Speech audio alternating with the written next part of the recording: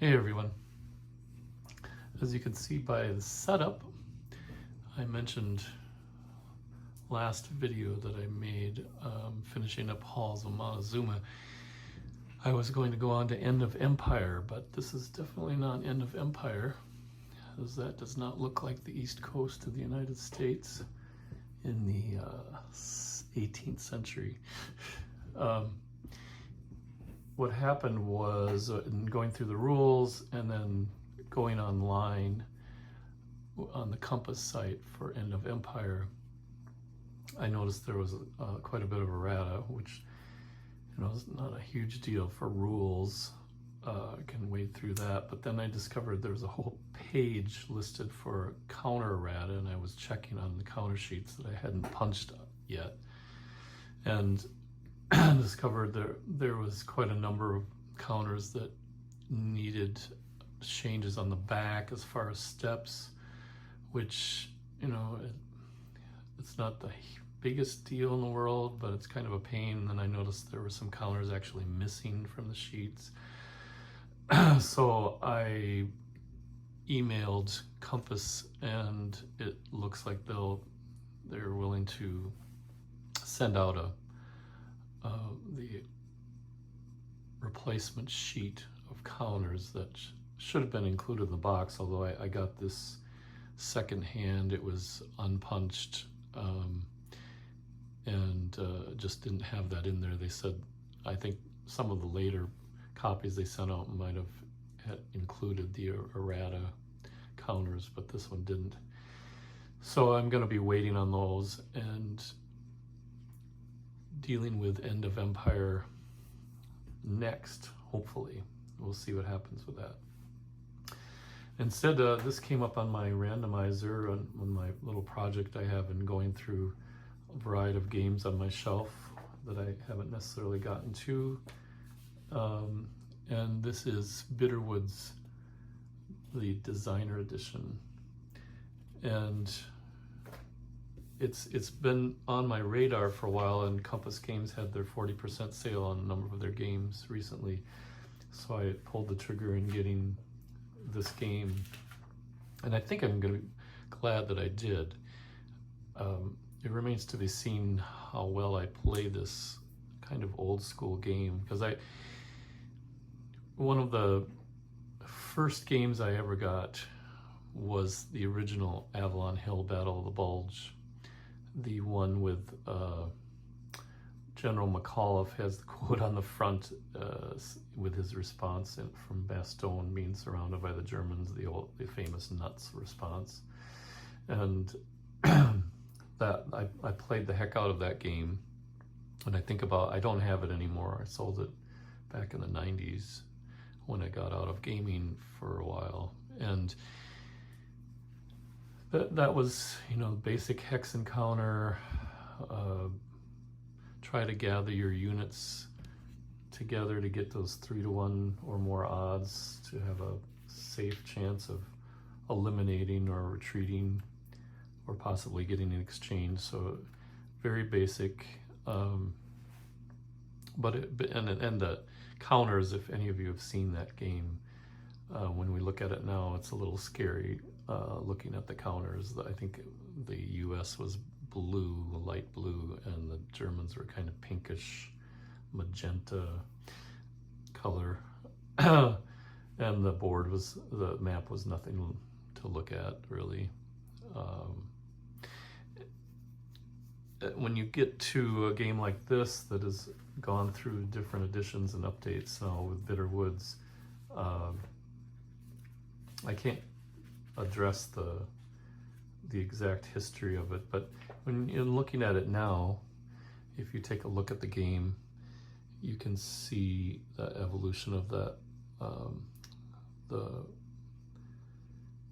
Battle of the Bulge maps through the years. And it's not a huge update, and it's just very clean looking. The colors are nice. I like the way the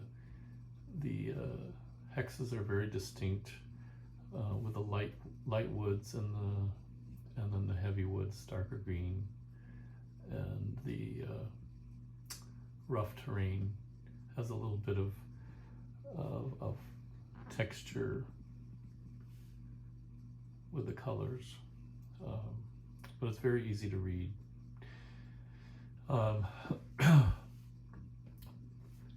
The biggest thing as far as components, I think they're dealt with very well.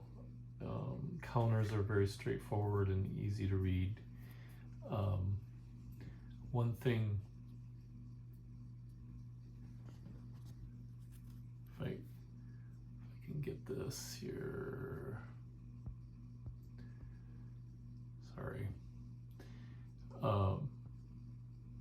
that you'll notice on these counters with the attack defense factor on the left, and then the movement factor, of course, on the right, and then that middle number is the endurance, which affects die roll modifications. And if there's one of the, taking the highest unit on each side and comparing the two, and it'll be subtracted or added to the die for the difference in those two endurance factors. The biggest change, I think, in that evolution is definitely a little more subtle combat results table. Of course, the old results tables where I had basically your, if I remember right, 3-to-1 is what you really wanted to get to, 3-to-1 and above if you were attacking. They would have exchanges. I think there was like 33% chance of exchange, 33% chance of de-eliminated, 33% chance of defender retreat, something like that. Whereas now you get a lot more retreats happening, a counterattack. With this FF, with a firefight, I think that's what that stands for. And there's a loss on each of the sides, a little bit like the exchange result on those old tables. The biggest thing is not as bloody. The only time you're going to get units losing steps directly is if there's a number that starts the result. Anything that just says D4, D3 is just the retreats. So this would be losing 1 step and retreating 1. So you can go to 5-to-1 odds and still only 4 of the results have the defender losing a step, except down here. Or that's the retreat, sorry. So it's not as bloody, and I think as I go forward, and again, not having played this particular game before, it looks like getting units surrounded with zones of control is going to be pretty important in order to eliminate units. The one thing that I will say about the setup cards are great. Very colorful, match exactly what the units are that you need to look for. And they have the hex numbers, of course, but even though they do that, it still takes a little bit of time to set up the game from the start. If you've been playing a few times, it'll be faster, obviously, because you'll be able to go right to spots. But it does take a little time. There are, if you see, if I can zoom in on a spot with the counter.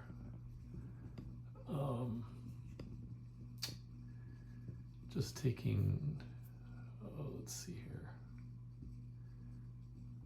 If you can see that shows that there's the exact spot of a setup for a particular, and it actually has the ID number, the division number, whatever that unit may be. But that's pretty small. And so you'd have to really dig in or use a magnifying glass. I'm very nearsighted, so if I didn't have my glasses on, I could see pretty close in, but it's just not it's kind of more like a double check.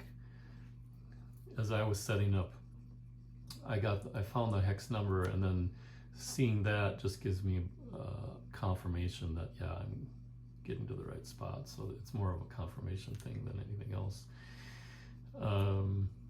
So there's a lot of information on the counters, and probably doing hex numbers on there would get a little crazy.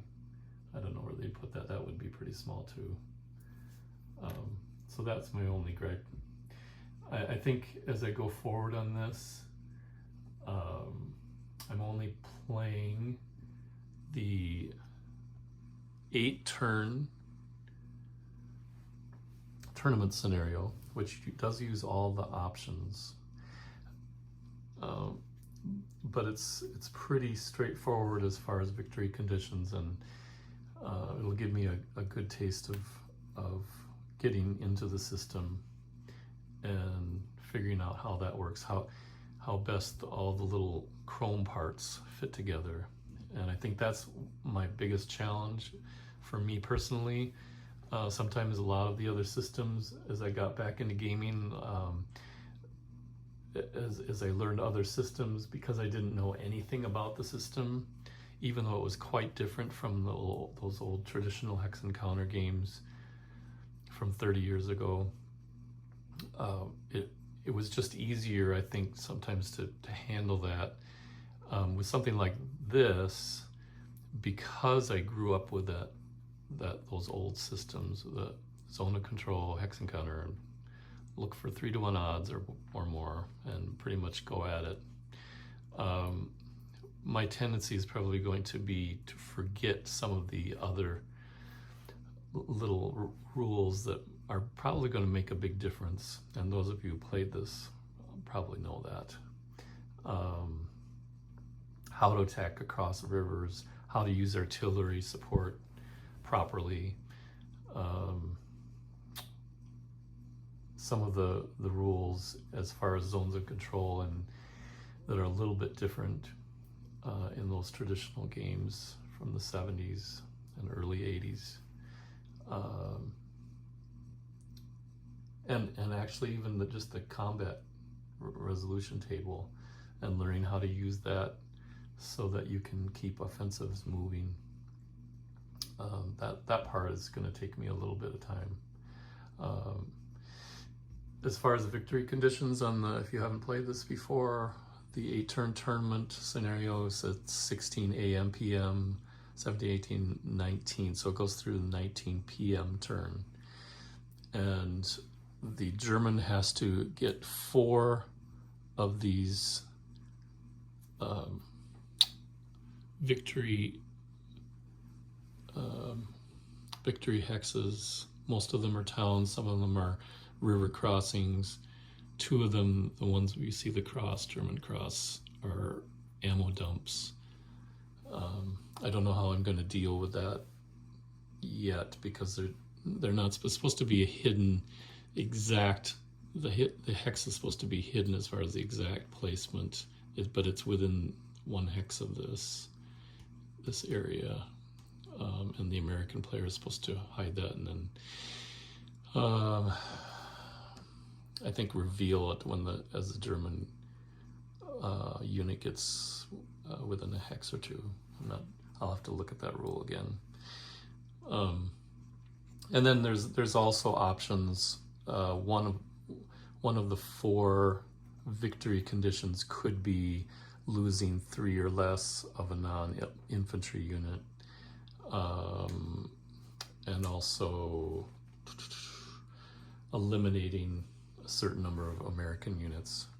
But I think with the way the victory hexes are clustered, my inclination is going to be focusing on really attacking an area.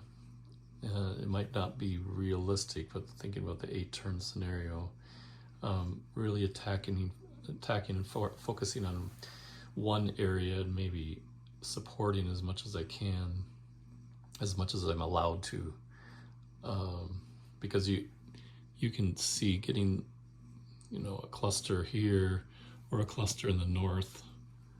I don't know which way I'm going to go yet. Maybe it'll be dictated by the results of the first turn, since there's some surprise rules for the German player.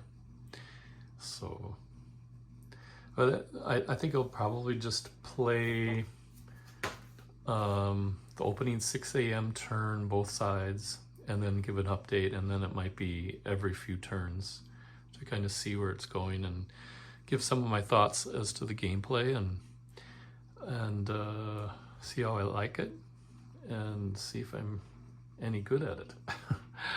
This is, again, kind of a throwback, but I'm looking forward to it. So I'll catch you on the other side. Thanks.